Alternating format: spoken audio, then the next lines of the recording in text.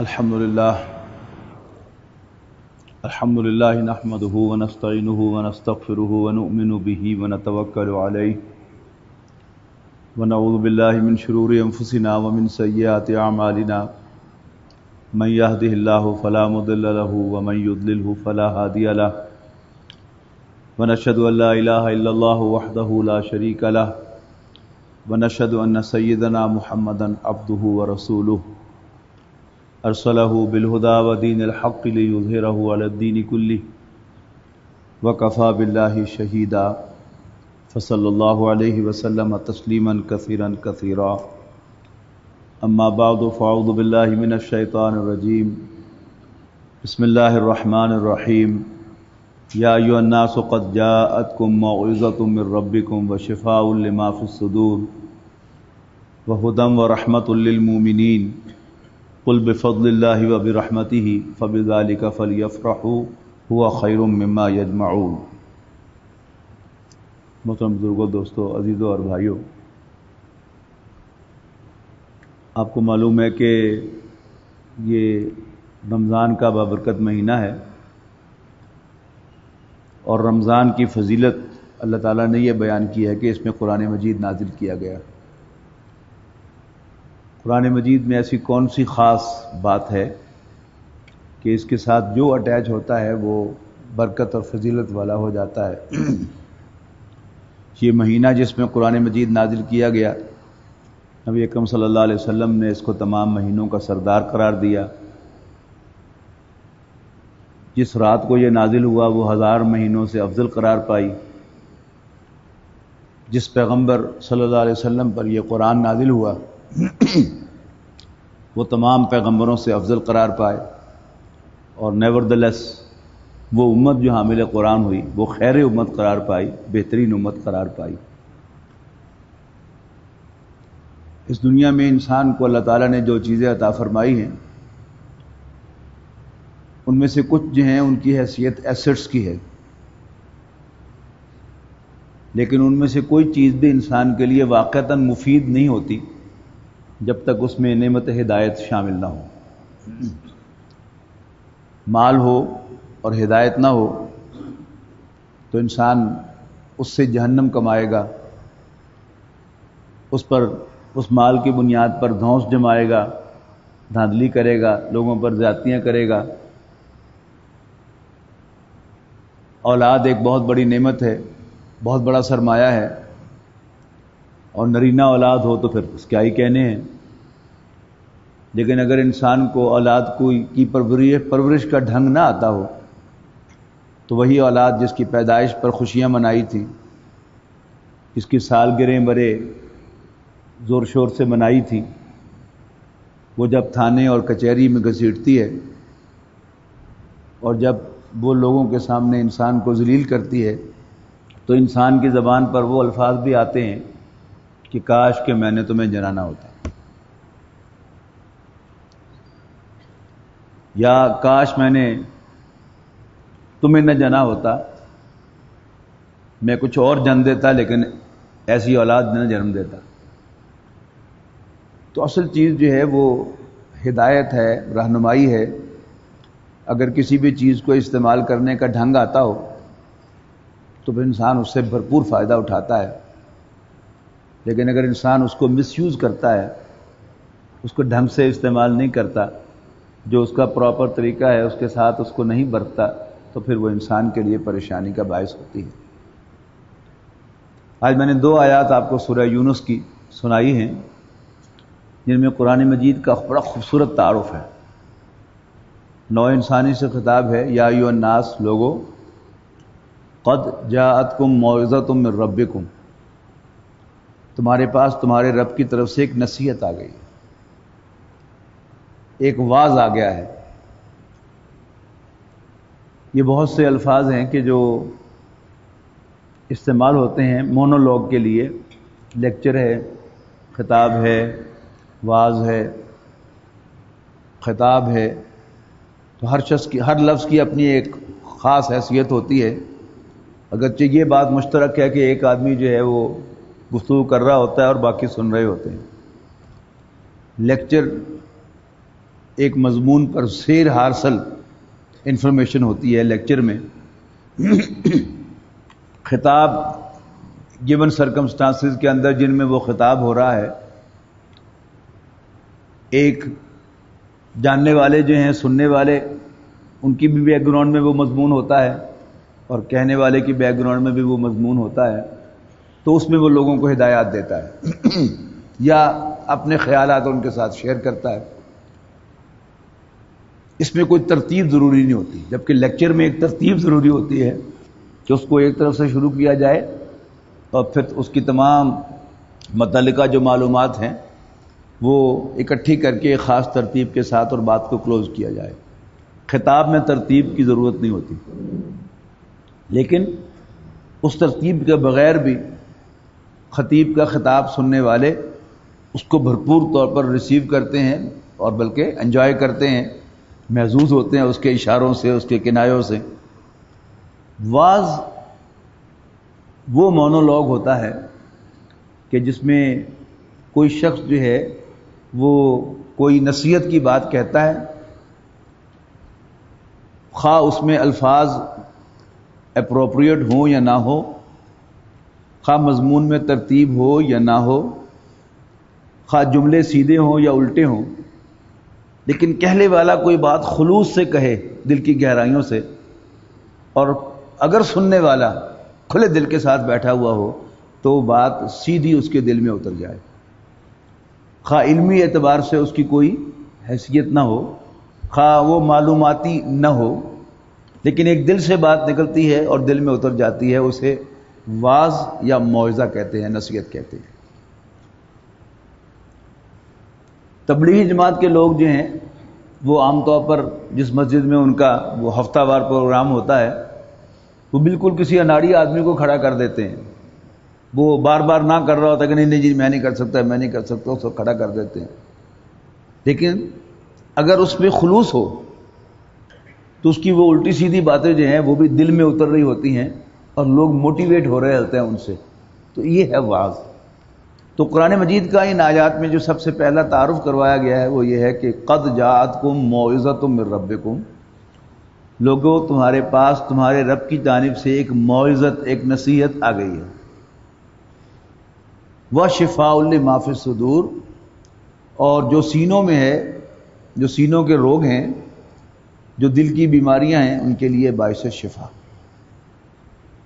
اب دل کی بیماریاں کیا ہیں؟ اللہ تعالیٰ نے انسان کو دو دل عطا کیے ہیں. ایک تو وہ نظر آنے والا دل ہے کہ جو دھڑک رہا ہے اور وہ خون پمپ کرتا ہے، پھیپھڑوں سے صاف خون ریسیو کرتا ہے اور پورے جسم کو ڈلیور کرتا ہے، اور پورے جسم سے گندا خون ریسیو کرتا ہے اور وہ پھیپھڑوں کی طرف بھیجتا ہے تاکہ وہاں وہ صاف ہو جائیں اور پھر دوبارہ جو پورے جسم کو سپلائی ہوئے. تو وہ جو سینٹرل اس کا ہب ہے وہ دل ہے. قرآن مجید اور نبی اکرم صلی اللہ علیہ وسلم کی احادیث کا مطالعہ کرنے سے معلوم ہوتا ہے کہ اللہ تعالیٰ نے اس ہارڈ ویئر کے ساتھ، جسم کا جو آرگن ہے دل، اس کے ساتھ ایک سافٹ دل بھی اٹیچ کیا ہے. یعنی میں سافٹ ویئر کے معنوں میں دے رہا ہوں کہ ہارڈ ویئر اور سافٹ ویئر میں ایک فرق بنیادی کیا ہے. پہلا تو یہ کہ ہارڈ ویئر نظر آتا ہے، سافٹ ویئر نظر نہیں آتا.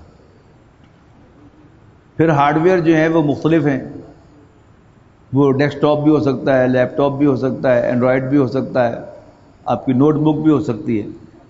لیکن ان میں سے کوئی بھی ہو، اس کا جو فنکشن ہے وہ اس کے سافٹ ویئر کے مطابق ہوتا ہے.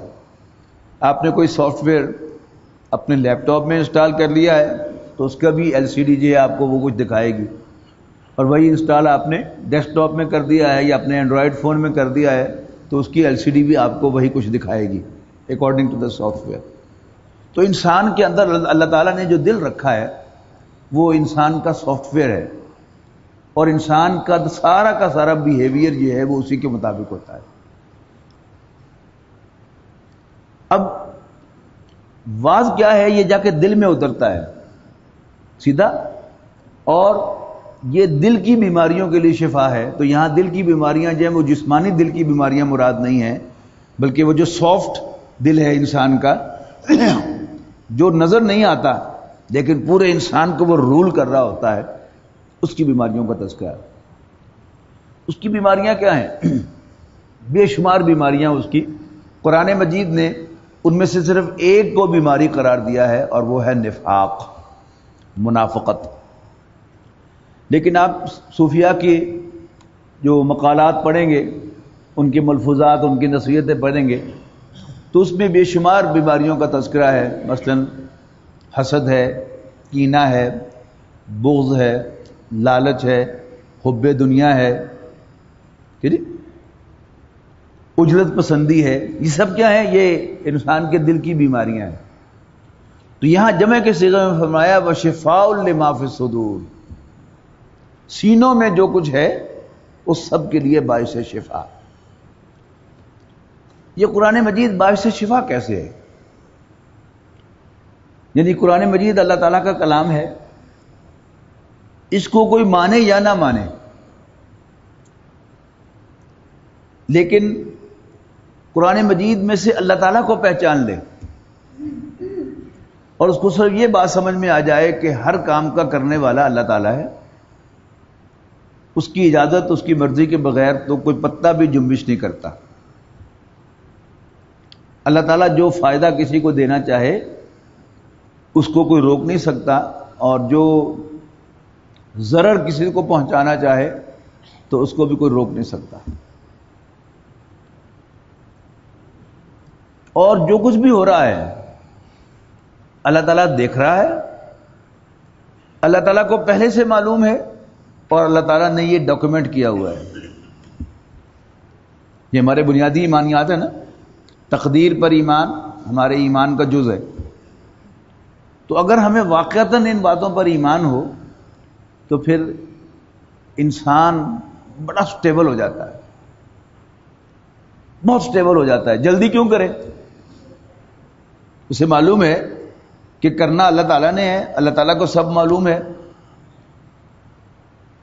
اشارہ سبز ہے، میں کیوں تیز کروں؟ گاڑی یا موٹر سائیکل میں کیوں تیز کروں؟ اگر میرے لیے بہتر ہوگا تو میرے پہنچنے تک اشارہ سبز ہی رہے گا، اور اگر میرے لیے بہتر نہیں ہوگا تو ریڈ ہو جائے گا۔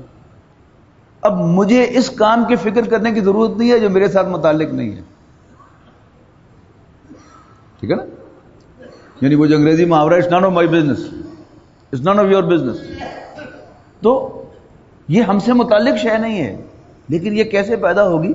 اگر قرآن مجید کا وہ جو ایمان باللہ والا حصہ ہے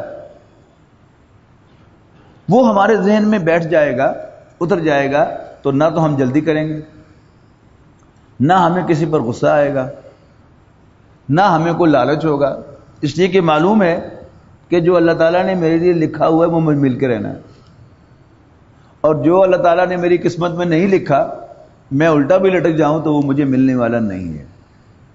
تو لالچ گیا۔ اچھا، کسی اور کے پاس ہے جس کو دیکھ کر میں حسد کر رہا ہوں،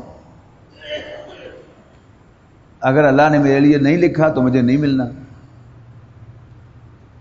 اور اگر میری قسمت میں ہے تو کوئی روک نہیں سکتا، لہذا مجھے حسد کرنے کی ضرورت نہیں ہے۔ اچھا، اب یہی جو چیزیں ہیں بنیادی انسان کی ایموشنل انسٹیبلٹی، یہ اللہ تعالیٰ ہی نے انسان کو یہ جذبات بھی اللہ تعالیٰ ہی نے عطا کیے ہوئے، لیکن اللہ تعالیٰ انسان کے اندر یہ جذبات سٹیبل دیکھنا چاہتا ہے۔ وہ کسی سے محبت بھی کرے تو سوچ سمجھ پہ کرے، اور کسی سے نفرت بھی کرے تو سوچ سمجھ پر کرے۔ یہ کیا ہے؟ یہ سٹیبلٹی ہے۔ اور ایموشنل انسٹیبلٹی کیا ہے؟ پیار بھی کرے بغیر سوچے سمجھے اور حد سے بڑھے اس میں، اور کسی سے نفرت بھی کرے تو بغیر سمجھے سوچے سمجھے کرے، یا اس نفرت میں حد سے بڑھ جائے، کراس کر جائے، تو یہ کیا ہے؟ ایموشنل انسٹیبلٹیز ہیں۔ تو یہ جو فرمایا شفاء لما فی الصدور، انسان کے دلوں میں، اس کے سینوں میں جو بیماریاں ہیں ان کے لیے شفا۔ قرآن مجید کا جب ہم ریگولر مطالعہ کرتے ہیں، اس کی تلاوت کو اپنا معمول بناتے ہیں، اور تلاوت ان پرسوٹ آف گائیڈنس ہو، اللہ تعالیٰ سے راستہ پوچھنے کے لیے، اللہ تعالیٰ سے رہنمائی لینے کے لیے، تو پھر قرآن مجید واقعتاً انسان کی رہنمائی کرتا ہے مشکل وقت میں۔ اب مشکل وقت جو ہیں وہ کئی طرح کے ہوتے ہیں، لیکن یہ میری کامن لفظ کیا ہے؟ مشکل۔ اسی سے اشکال بنا ہے۔ اشکال کیا ہوتا ہے؟ کنفیوژن۔ یعنی مشکل وہ ہے کہ جس میں انسان پھنس جائے اور اس کو نکلنے کا راستہ نہ مل رہا ہو، لیکن جب اللہ تعالیٰ پر ایمان انسان کو ملتا ہے تو پھر اللہ تعالیٰ اس کو ڈائریکٹ کرتا ہے۔ سورہ تغابن میں فرمایا گیا ما اصاب من مصیبت الا باذن اللہ، نہیں آتی کوئی مصیبت مگر اللہ کی اجازت سے۔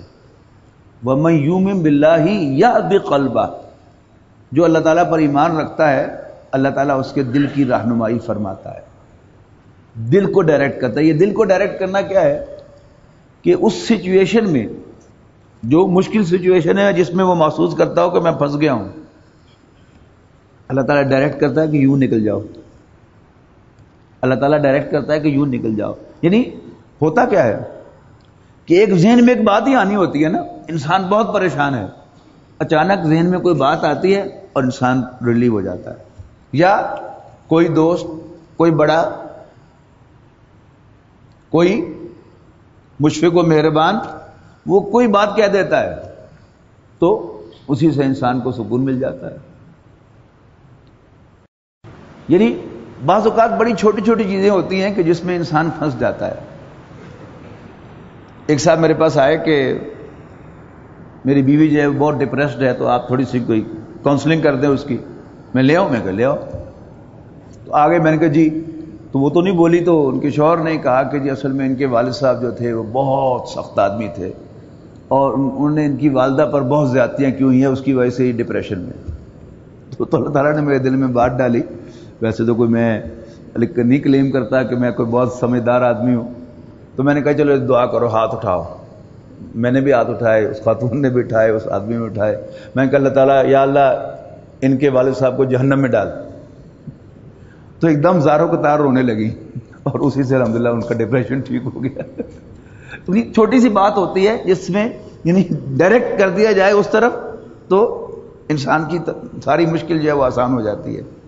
یعنی کوئی خاتون کبھی نہیں چاہتی کہ اس کا والد جہنم میں جلے، لیکن اگر اس کے والد نے واقعی اس کی والدہ کے ساتھ زیادتیاں کی ہے تو والد کا اصل حق کیا ہے کہ اس کے لیے مغفرت کی دعا کی جائے کہ یا اللہ میرے والد کو معاف کر دے، اس نے میری والدہ پر زیادتی کی ہے۔ لیکن انسان کا ذہن اس طرف نہیں جاتا اور انسان اسی ڈپریشن کے اندر جو ہے وہ مبتلا رہتا ہے۔ تو مصیبت میں، مشکل میں جب انسان پھنس جائے تو کسی ڈائریکشن کی ضرورت ہوتی ہے۔ تو یہاں فرمایا کہ میں یؤمن باللہ یہد قلبہ، جو اللہ تعالیٰ پر یقین رکھتا ہے اللہ تعالیٰ اس کو ڈائریکٹ کرتا ہے، اس کو گائیڈ کرتا ہے، اور انسان اس مشکل میں سے نکل جاتا ہے۔ تو یہاں فرمایا کہ قد جاءتکم موعظۃ من ربکم وشفاء لما فی الصدور، لوگوں تمہارے پاس تمہارے رب کی طرف سے ایک نصیحت آ گئی ہے، اور جو سینوں میں ہے اس کے لیے شفا، وہدی ورحمۃ للمؤمنین، اور یہ ہدایت اور رحمت ہے ایمان والوں کے لیے۔ یعنی پہلے جو دو چیزیں فرمائی کہ قرآن مجید کا واعظ ہونا اور قرآن مجید کا شفاء لما فی الصدور ہونا، یہ تمام انسانوں کے لیے ہے، خواہ وہ مومن نہ بھی ہو۔ اور یہ میں پھر یاد دہانی کراتا چلوں کہ مومن کون ہوتا ہے؟ جو حضرت محمد صلی اللہ علیہ وسلم کو اللہ کا رسول مانتا ہے اور اس کو اللہ کا کلام مانتا ہے۔ لیکن فرض کیجئے وہ کلام نہیں بھی مانتا، جس غیر متعلق جو ہے وہ پڑھتا ہے کہ جی کوئی اچھی کام کی بات ہے، اور اس کو معلوم ہوتا ہے کہ جی سب کاموں کا کرنے والا جو ہے وہ اللہ ہے، تو اسے بھی سکون مل جاتا ہے۔ لیکن مومن کون ہے؟ جب تک کوئی شخص حضرت محمد صلی اللہ علیہ وسلم کو اللہ کا رسول نہیں مانتا اور قرآن مجید کو اللہ کا کلام نہیں مانتا اور رسول اللہ صلی اللہ علیہ وسلم کی لائی ہوئی ہر بات کو حرف آخر نہیں مانتا، اس وقت تک وہ دائرہ اسلام میں داخل نہیں ہوتا۔ اب جو دو باتیں آ رہی ہیں یہ کن کے لیے ہیں؟ یہ ایمان والوں کے لیے، وہدی ورحمۃ، یہ ہدایت ہے اور رحمت ہے ایمان والوں کے لیے۔ یعنی جو شخص قرآن مجید کو اللہ کا کلام مانے گا اور رسول اللہ صلی اللہ علیہ وسلم کو اللہ کا رسول مانے گا، تو وہ قرآن مجید کے احکام پر عمل کرے گا. یعنی ایک ہے قرآن مجید کے نظریات اللہ تعالیٰ کے بارے میں، اس کائنات کے بارے میں کہ یہ کائنات آپ سے آپ نہیں چل رہی، کوئی حادثہ اس میں نہیں ہو رہا. یہ بھی ایک بڑی کام کی بات ہے کہ اگر ہمیں یاد رہے کہ کوئی حادثہ اس کائنات میں نہیں ہوتا، اللہ تعالیٰ کے فیصلے سے ایک پتا جنبش کرتا ہے، اور مجھے جو کچھ ملا یہ اللہ نے دیا، حادثے سے نہیں ملا. جو کچھ مجھ سے چھینا وہ گم نہیں ہوا، اللہ تعالیٰ نے دیا تھا، اللہ تعالیٰ نے واپس لے لیا. انا للہ و انا الیہ راجعون. تو پھر انسان کی شخصیت جو ہے بڑی سٹیبل ہو جاتی ہے. غم آتا ہے لیکن ایک حد سے کراس نہیں کرتا، مشکل آتی ہے لیکن جلد ہی انسان اس مشکل میں سے نکل جاتا ہے. لیکن بندہ مومن کے لیے قرآن مجید کیا ہے؟ ہدایت ہے. وہ سمجھتا ہے کہ یہ میرے رب کا کلام ہے اور میں نے اس ڈائریکشن سے ڈائریکشن لینی ہے. جدھر مجھے اللہ تعالیٰ کہے گا کہ بیٹھ جاؤ میں بیٹھ جاؤں گا، جہاں کہے گا کھڑے ہو جاؤ میں کھڑا ہو جاؤں گا، جب کہے گا سو جاؤ میں سو جاؤں گا، جب کہے گا جاگ جاؤ میں جاگ جاؤں گا، جب کہے گا اس سے محبت کرو میں محبت کروں گا، اور جب کہے گا کہ اس کے خلاف ایکشن لو تو میں اس کے خلاف ایکشن لوں گا. اس لیے کہ میں تو اللہ کا بندہ ہوں، میری اپنی کوئی حیثیت نہیں، میرا اپنا کوئی فیصلہ نہیں، اور یہ میرے رب کا کلام ہے، یہ میرے مالک کا کلام ہے. تو اس سے بہت بڑا فرق جو ہے وہ واقع ہوگا. اور پھر انسان کے لیے قرآن مجید باعث رحمت بنے گا اگر اس کو اللہ کا کلام مانے گا. ورنہ اس بات کا امکان ہے کہ قرآن مجید جو ہے جیسے رسول اللہ صلی اللہ علیہ وسلم نے فرمایا کہ القرآن حجت لک او علیک، کہ قرآن مجید یا تمہارے حق میں قیامت کے دن دلیل بنے گا یا تمہارے خلاف دلیل بنے گا. اگر قرآن مجید کو اللہ کا کلام مان کر اس سے ڈائریکشن لی تو یہ قرآن مجید حق میں دلیل بنے گا، اور اگر اسے پڑھ کر سمجھ کر اسے اللہ کا کلام نہیں مانا جبکہ دل مان رہا تھا، نبی اکرم صلی اللہ علیہ وسلم کو اللہ کا رسول نہیں مانا جبکہ کوئی دلیل بھی نہیں تھی انہیں رسول نہ ماننے کے لیے. وہ بات جو میں پہلے بھی عرض کرتا رہا ہوں کہ آج کے اس دور میں انٹرنیٹ کا دور ہے، میں نہیں سمجھتا کہ پورے گلوب پر کوئی ایسا شخص ہو، ناٹ ایون اے سنگل، کہ جس سے یہ نہ معلوم ہو کہ عرب میں محمد نامی ایک شخص نے صلی اللہ علیہ وسلم دعویٰ کیا تھا کہ وہ اللہ کا پیغمبر ہے. مجھ سے اتفاق کرتے ہیں نا آپ. لیکن اب وہ رسول اللہ صلی اللہ علیہ وسلم کے اس دعوے کو تسلیم نہیں کرتا. اس کے پاس دلیل ہونی چاہیے کہ میں کیوں انہیں اللہ کا رسول نہیں مانتا. اور اگر وہ بغیر دلیل کے رسول اللہ صلی اللہ علیہ وسلم کو اللہ کا رسول نہیں مانتا تو اس کا مطلب کیا ہے کہ وہ رسول اللہ صلی اللہ علیہ وسلم کو جھوٹا قرار دیتا ہے. یہ ہمارے سمجھنے کی بات ہے نا کہ جو رسول اللہ صلی اللہ علیہ وسلم کو جھوٹا کہے، کیا ہمارے دل میں اس کے لیے کوئی محبت ہونی چاہیے؟ ہمدردی ہو سکتی ہے کہ ہم اس کے لیے دعا کریں کہ یا اللہ اس کو ہدایت دے، لیکن اس کے لیے محبت نہیں ہو سکتی. میرے والد مرحوم، آپ کے والدین، آپ کے والد، عام انسان، ظاہر زندگی میں انہوں نے جھوٹ بھی بولے ہوں گے، سچ بھی بولے ہوں گے، کچھ نہ کچھ اللہ تعالیٰ کی نافرمانیاں بھی کی ہوں گی، کچھ اچھے کام بھی کیے ہوں گے. لیکن اس کے باوجود میرے باپ کو کوئی جھوٹا کہے تو میرا خون آنکھوں میں اتر آئے گا اور میں اس کی شکل دیکھنا گوارا نہیں کروں گا.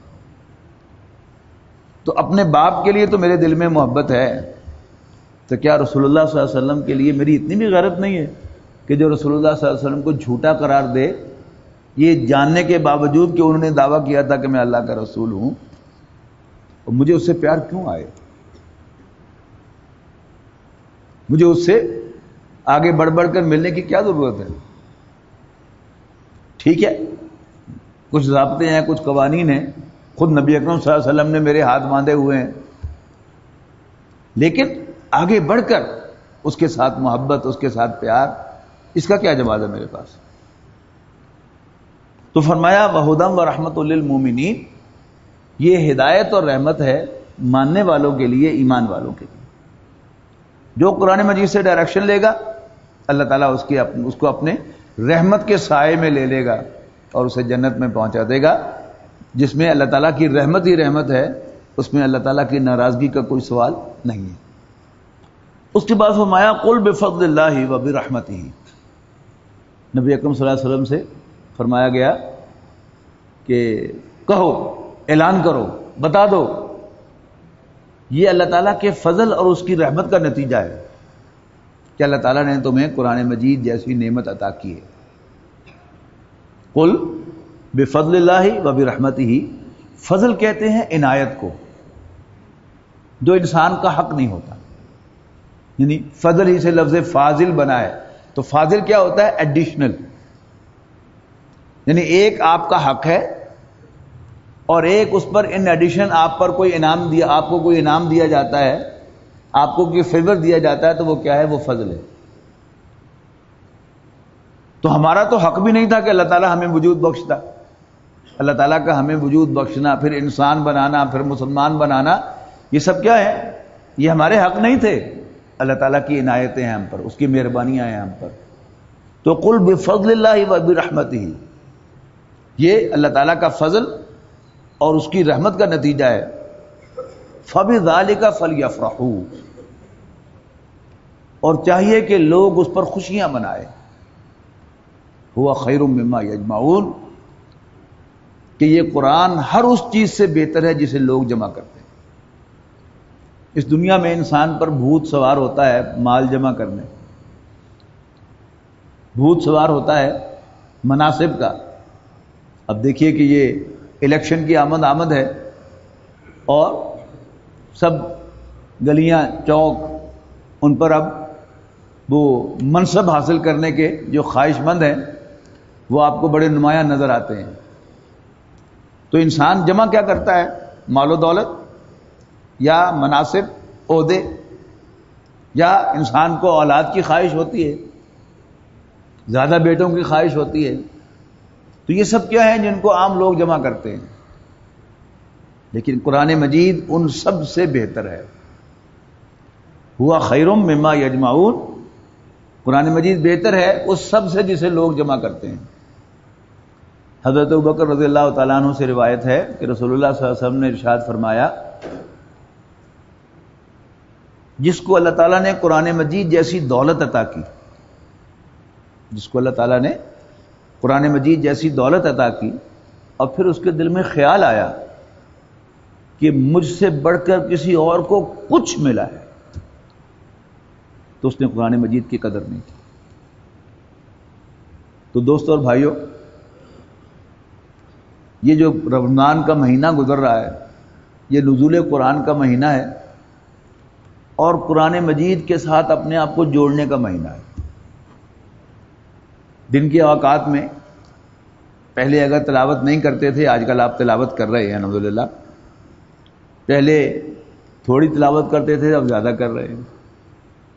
پھر رات کو ہر مسجد میں گھنٹہ ڈیڑھ گھنٹہ، جہاں بہت اچھا ذرا ٹھہر ٹھہر کے پڑھنے والا قاری ہو، 2.5 گھنٹے بھی ہو سکتے ہیں، تو آپ کھڑے ہو کے قرآن مجید سنتے ہیں۔ بہرحال اس میں انسان کو تھکاوٹ بھی ہوتی ہے، اس کا وقت بھی لگتا ہے، ایک انگیجمنٹ بھی ہوتی ہے۔ پھر اگر سمجھ میں نہ آ رہا ہو تو پھر اتنا مزہ نہیں آتا، لیکن اس کے باوجود بھی اچھا خوش اعلان قاری ہو تو لطف آتا ہے۔ پھر قاری تو خوش اعلان ہو لیکن سمجھ نہ آئے تو پھر ایک الجھن ہوتی ہے کہ وہ سمجھ کیوں نہیں آ رہا۔ اب سمجھ نہ آنے کی وجہ سے بھی ایک الجھن انسان کو ہوتی ہے اور بوریت کا احساس ہوتا ہے، لیکن اس کے باوجود اس مہینے کے اندر اللہ کے فضل و کرم سے مسلمان قرآن مجید کے ساتھ جڑتے ہیں۔ ضرورت اس بات کی ہے کہ ہم قرآن مجید میں قرآن مجید کے ساتھ واجبی سے نہ جڑیں، مکمل طور پر جڑ جائیں۔ اور قرآن مجید کے ساتھ مکمل جڑنے کا تقاضا کیا ہے؟ سب سے پہلا اپنے دل کو ٹٹول کر واضح طور پر قرآن مجید پر اپنے ایمان کو تازہ کریں۔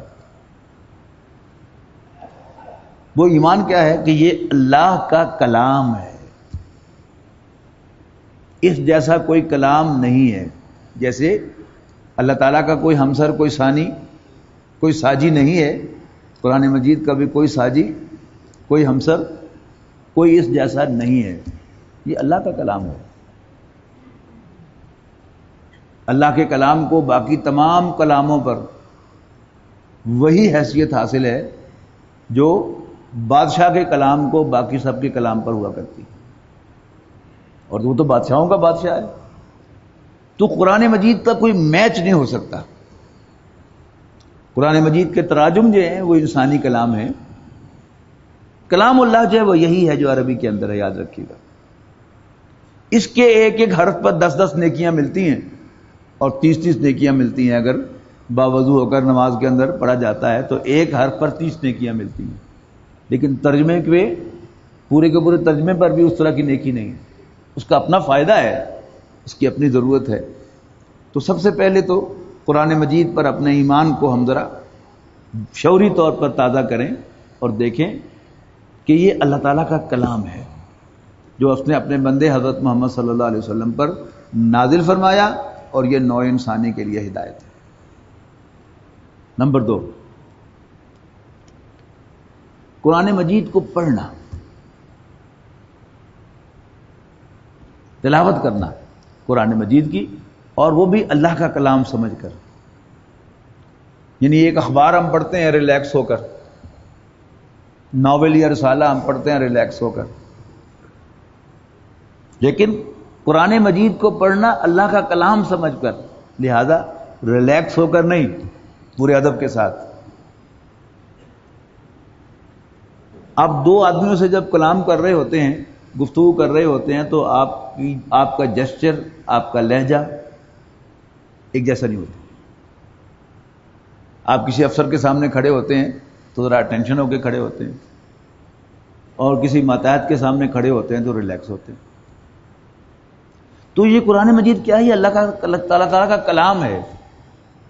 اور جیسے موویز میں اور ڈراموں میں دکھایا جاتا ہے نا کہ تصویر خط پڑھنے والے کی دکھائی جاتی ہے اور خط لکھنے والے کی زبان سے سنوایا جاتا ہے، تو ایک فیلنگ کیا ہوتی ہے کہ وہ دونوں ہم کلام ہیں. اور ویسے بھی آپ کسی کا خط پڑھیں گے تو آپ کے ذہن میں یہی ہوتا ہے نا کہ وہ مجھ سے مخاطب ہے. تو قرآن مجید کی تلاوت کرتے ہوئے بھی ہمیں یہ فیلنگ جو ہے وہ اپنے دل میں ذرا لانی چاہیے کہ میرا رب مجھ سے خطاب کر رہا ہے. یہ فیلنگ انشاءاللہ آپ کو ایک روحانی سکون عطا فرمائے گی، اور محسوس کریں گے اپنے دل کے اندر آپ ایک روحانی ترقی، ایک موٹیویشن دل میں محسوس ہوگی کہ میرا رب مجھ سے مخاطب ہے، میں اللہ کا کلام پڑھ رہا ہوں. یا تراویح میں آپ کھڑے ہیں، نہیں سمجھ میں آ رہا آپ کو کچھ بھی، لیکن صرف اٹینشن کر کے یہ ذہن میں لائیے کہ میں اپنے رب کا کلام سن رہا ہوں، میرا رب مجھ سے مخاطب ہے. آپ محسوس کریں گے کہ دل میں ایک روحانی ترقی آپ لازماً پائیں گے. اب قرآن مجید کی تلاوت، اس کے کوئی اپنے تقاضے ہیں. اس کو صحیح طرح پڑھنا، بہتر سے بہتر انداز میں پڑھنا، ادب کے ساتھ پڑھنا، کوشش کرنا کہ اس کا زیادہ سے زیادہ حصہ جو ہے وہ یاد ہو جائے. اگرچہ اس کی بہرحال ایک ایج ہے جس میں انسان یاد کر سکتا ہے. جو قرآن مجید آپ نے بچپن میں یاد کیا وہ پکا یاد ہے، اور اب بڑھاپے میں میرے جیسا کوئی شخص جو ہے وہ قرآن مجید یاد کرنا چاہے تو یاد نہیں ہوتا، بہت مشکل ہوتی ہے یاد کرنے میں. لیکن پھر بھی کوشش کرتے رہنا، یعنی جتنی ہم کوشش کریں گے اللہ تعالیٰ اتنا ہی ہم سے راضی ہوگا، اور اللہ تعالیٰ راضی ہو جائے گا تو سب کام ٹھیک ہو جائیں گے. اللہ تعالیٰ ناراض ہو جائے گا تو سارے کام بگڑ جائیں گے. تو قرآن مجید کی اہتمام کے ساتھ کرنا، اور ان پرسوٹ آف گائیڈنس کرنا کہ میں نے اس سے ڈائریکشن لینی ہے. اب ڈائریکشن لینی ہے تو اگلا مسئلہ آ جائے گا کہ قرآن مجید کو سمجھنا. کیسے ڈائریکشن لوگا؟ سمجھ نہیں آ رہا. ایک طریقہ کیا ہے کہ آپ ترجمہ دیکھیں، اور جیسا کہ میں نے عرض کیا کہ ترجمہ انسان کا کلام ہے، وہ اللہ کا کلام نہیں ہے. لہذا اگلا طریقہ کیا ہے کہ آپ اہتمام کے ساتھ عربی سیکھیں تاکہ قرآن مجید کے ٹیکسٹ سے نظر ہٹائے بغیر آپ کو قرآن مجید سمجھ آئے. 100% سمجھ نہیں آ سکتا کبھی بھی، اللہ کہ آپ پورا علم حاصل کریں دین کا اور عربی کا، اور خوب آپ عربی میں ان ہو جائیں. لیکن اگر موٹی موٹی باتیں جو ہے وہ سمجھ میں آنے لگیں، آپ تراویح میں کھڑے ہیں تو آپ کو اتنا اندازہ ہو جائے کہ یہاں اللہ تعالیٰ کے علم کا تذکرہ ہو رہا ہے، یہاں اللہ تعالیٰ کی قدرت کا تذکرہ ہو رہا ہے، یہاں قیامت کا تذکرہ ہو رہا ہے، یہاں رسول اللہ صلی اللہ علیہ وسلم کا تذکرہ ہو رہا ہے، یہاں حضرت نوح کی کہانی سنائی جا رہی ہے، یہاں حضرت ہود کی کہانی سنائی جا رہی ہے، یہاں حضرت ابراہیم علیہ السلام کا تذکرہ ہو رہا ہے. اسی سے بہت فرق پڑ جائے گا، آپ محسوس کریں گے کہ قرآن مجید کے ساتھ ایک تعلق قائم ہو گیا. پھر اللہ ہمت دے تو پھر انسان اس کے لیے اپنے آپ کو وقف کرے. دنیا کا کوئی بھی علم جو ہے وہ کیجولی انسان حاصل نہیں کر سکتا. آپ انجینئر بننا چاہتے ہیں تو آپ کو 16 سال کم سے کم پڑھائی کرنی پڑتی ہے. آپ مزید اس میں اسپیشلائز کرنا چاہتے ہیں تو مزید آپ کو وقت لگانا پڑتا ہے. پھر آپ پریکٹیکل فیلڈ میں تجربہ اس کا کرتے ہیں بالفعل، تو پھر آپ کو کسی درجے میں انجینئرنگ سمجھ میں آتی ہے. ڈاکٹری ہے، پہلے MBBS کرنا پڑے گا آپ کو، پھر اسپیشلائز کرنا پڑے گا، پھر بہت سا تجربہ کر لینے سے گزر جانے کے بعد آپ اپنے آپ کو محسوس کریں گے کہ اب واقعی فزیشین بن گئے یا سرجن بن گئے. تو یاد رکھیے گا قرآن مجید جو ہے ایک ہے اس کی ہدایت، یہ ڈائریکشن سیدھی کرتا ہے ایک عام آدمی کی بھی، جس کا تھوڑا سا بھی قرآن مجید کے ساتھ تعلق ہو اور اس کو سمجھ کر پڑھنے کی کوشش کرے تو قرآن مجید اس کا ہاتھ پکڑتا ہے، کہتا ہے ادھر آؤ ادھر آؤ ادھر آؤ ادھر آؤ، اور اسے جنت کی طرف ڈائریکٹ کرتا ہے.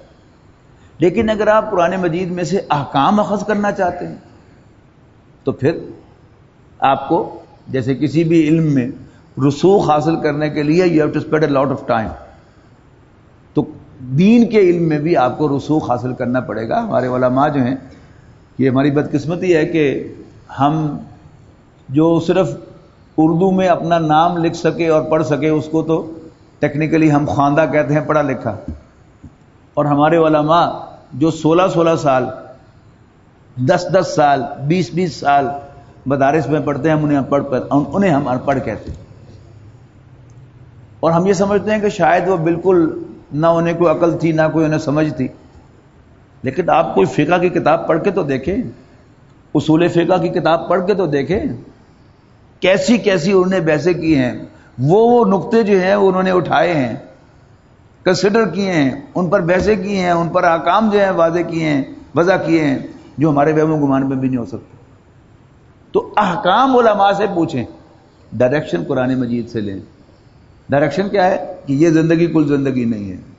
اللہ تعالیٰ میرا رب ہے، حضرت محمد صلی اللہ علیہ وسلم اس کے رسول ہیں، قرآن مجید اللہ کا کلام ہے، میں اللہ کا بندہ ہوں اور میرے گائیڈ قرآن مجید اور رسول اللہ صلی اللہ علیہ وسلم. یہ اتنی سی بات آپ کے ہو ذہن میں، انشاءاللہ قرآن مجید کبھی آپ کو گمراہ نہیں ہونے دے گا. آپ کا دل میں غلط خیال آئے گا، آپ اگلی صبح قرآن مجید کی تلاوت کریں گے تو ایسا معلوم ہوگا کہ جیسے اللہ تعالیٰ نے کان پکڑ کے آپ کو سیدھا کر دیا ہے. معلوم ہوگا کہ جیسے آپ پریشان تھے، اللہ تعالیٰ نے آپ کا بازو تھام لیا ہے اور اب آپ کو وہ ڈائریکٹ کر رہا ہے. احکام کے لیے علماء سے رجوع کریں. میں بھی ان چھوٹی چھوٹی بات جو ہے الحمدللہ میں مفتی صاحب سے پوچھتا ہوں، اس لیے کہ وہ میری اسپیشلٹی نہیں ہے. جو علم مجھے نہیں آتا میں اس میں نہ خود بغیر پوچھے عمل کرتا ہوں، نہ میں کسی کو رائے دیتا ہوں. آپ سے بہت سے لوگوں نے مجھے کئی دفعہ سوال پوچھا تو میں نے ان کو مفتی صاحب کا نمبر دیا کہ یہ نمبر ہے مفتی صاحب کا، ان سے پوچھ لیں. یا میں کہتا ہوں کہ مجھے آپ میسج کر دیں، وہ میسج میں مفتی صاحب کو فارورڈ کر دیتا ہوں، ان کا جواب آتا ہے اور میں پھر فارورڈ کر دیتا ہوں. یعنی احکام کے سلسلے میں علماء سے رجوع کرنا چاہیے، لیکن ڈائریکشن قرآن مجید سے آپ لیں، انشاءاللہ قرآن مجید کبھی آپ کو گمراہ نہیں ہونے دے گا. اور پھر اگلا تقاضا کیا ہے کہ یہ اللہ تعالیٰ نے ہمیں نعمت عطا فرمائی ہے اور ہم اس کے امین ہیں. اللہ تعالیٰ نے اپنا کلام نازل فرمایا نبی اکرم صلی اللہ علیہ وسلم پر. نبی اکرم صلی اللہ علیہ وسلم نے یہ امانت منتقل کی صحابہ کو، صحابہ نے منتقل کی تابعین کو، تابعین نے منتقل کی تبع تابعین کو، اور ہوتے ہوتے آج یہ امانت میرے اور آپ کے پاس ہے. ہمارا فرض ہے کہ ہم اس پر سانپ بن کر نہ بیٹھ جائیں، مائع کے سانپ بن کر، بلکہ ہم اس قرآن کو نوع انسانی کے ہر فرد تک اور گلوب کے ہر کونے تک اس پیغام کو پہنچائیں. یہ ہمارے پاس امانت ہے. اگر ہم یہ امانت جو امانت کے اہل ہیں ان کو ادا نہیں کرتے تو پھر اللہ تعالیٰ کے ہاں مجرم ہیں. اللہ تعالیٰ سے دعا ہے کہ اللہ تعالیٰ اس رمضان کی برکت سے ہمیں اپنے قرآن کے ساتھ، اپنے کلام کے ساتھ جوڑ دے. اور ہمیں صحیح صحیح ڈائریکشن، صحیح صحیح لائن پر چڑھا دے تاکہ ہم جنت میں پہنچ جائیں۔ بارک اللہ لی و لکم فی القرآن العظیم ونفعنی و ایاکم بالآیات والذکر الحکیم۔